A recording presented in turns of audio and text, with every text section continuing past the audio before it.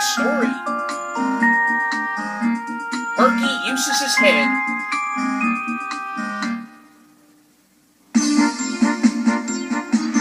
JJ and Tracy were working hard to learn the new route between Tarrytown and Frosty Pines. They studied the flight plan every day until they knew each and every mile by heart. Frosty Pines was a plum of an assignment. And any day now, either JJ or Tracy would be named to fly the route for Easy Airlines. The village of Frosty Pines was a beautiful ski resort in the northern mountains. Herky, who was an expert skier, loved the place. Every winter, he spent every spare moment skiing its magnificent slopes. In fact, the peppy little helicopter was known far and wide as the Ski King of Frosty Pines. The big day for JJ and Tracy finally arrived. Easy O'Malley was ready to announce his choice for the Frosty Pines route. He studied the little jets' faces, scratched his chin, and said, "You've both trained so hard. I'm faced with an impossible decision. I suggest we flip a coin to decide." "That sounds fair to me," JJ said. "Sounds fair to me, too," said Tracy. Easy O'Malley flipped the coin. While it was in the air, JJ called tails. The airline owner examined the coin and said, "Better luck next time, JJ. It's heads. That means Tracy gets to fly the new route." "Oh, boy!" Next morning, as she took off for Frosty Pines, Tracy was very excited. On the way, something unexpected happened. Herky popped out of the clouds. "We'll want some company to Frosty Pines?" he said with a grin.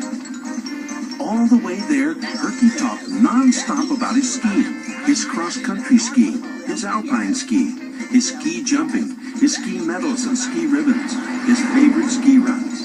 By the time they reached Frosty Pines, Tracy was ready for a little peace and quiet. As she circled to land, Herky took off for the snowy slopes. Back at Tarrytown Airport, JJ told Big Jake how disappointed he was over not getting the Frosty Pines route. "I know you're disappointed, but if you're patient and keep working hard, one day you'll get your own route too." After a long layover, Tracy began her return trip to Tarrytown. She was only a few miles from Frosty Pines when she heard Herky call out, "Hey, Tracy, wait up!" All the way home, Tracy listened as Herky talked and talked and talked about his great day of skiing. Arriving back at the hangar, Tracy saw that JJ was unhappy. "JJ, you're upset about not getting the Frosty Pines route, aren't you?" she said. "Yes, I am," JJ said with a sigh. "You know what, JJ? I can't enjoy flying the route if you're unhappy about it." "Thanks, Tracy. That's nice of you to say. But what do you think we should do?" "Why don't you fly with me to Frosty Pines tomorrow?" she said. "That'll give us plenty of time to figure things out." Next morning, as Tracy and JJ were on their way to Frosty Pines, Herky popped out of the clouds. "Mind if I tag along?" he asked. "Herky, if you don't mind, JJ and I need some time alone to talk," Tracy said. "Why don't you fly ahead?" said JJ. "We'll catch up with you in Frosty Pines." Herky didn't understand why his friends didn't want to fly with him. As he turned and headed for Frosty Pines, all he knew was that they seemed troubled about something. Out on the slopes, Herky couldn't get JJ and Tracy out of his mind. Maybe they're mad at me, he thought. Maybe they don't like me anymore. Herky was thinking so much about his friends, he forgot to pay attention to his skiing. All of a sudden, he found himself rocketing down the steepest, most treacherous ski jump in Frosty Pines. Faster and faster he sped downward. Then, zooming off the end of the jump like a lopsided cannonball, he tumbled and toppled higgledy-piggledy through the air. And before he could right himself, he landed kersplat. Rotors first in a mound of soft snow.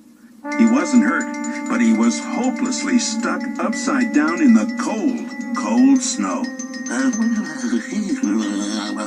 Herky examined his predicament, then muttered to himself, "How embarrassing." By the time JJ and Tracy arrived, a huge crane was about to lift Herky out of the snow. Herky, are you all right? Tracy asked.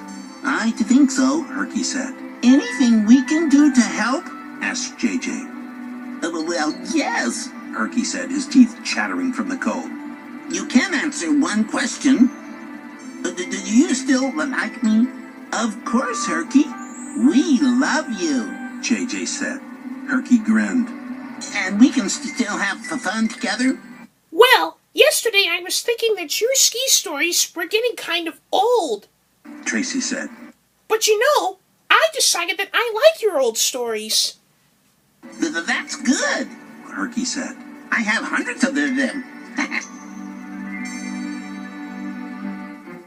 As the three friends flew home, JJ and Tracy told Herky about their dilemma. The problem is, Herky, the Frosty Pines route is something both of us really want. Tracy said. That's no problem, Announced Herky. You can both fly the route. But how? Asked JJ. Herky rolled forward like a bowling ball, smiled at his friends, and said, You can share it, to take the turns. Of course! Tracy cried. I can fly half the time. JJ could fly the other half. JJ broke into a big smile and chirped. Great idea, Herky. Thanks a lot. Herky grinned and said, Now that that's settled, let me tell you about the time I skied at the North Pole.